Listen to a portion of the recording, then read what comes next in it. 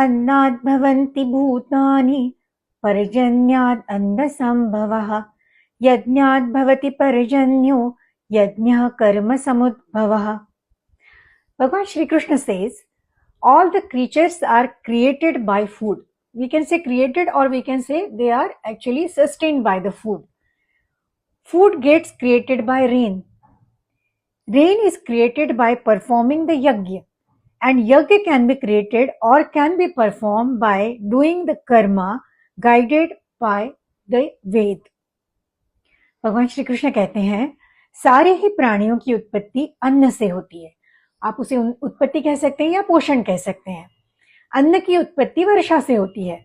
वर्षा की उत्पत्ति यज्ञ करने से होती है और यज्ञों को वेदों द्वारा निर्देशित कर्मों के द्वारा उत्पन्न किया जा सकता है या हम कर सकते हैं.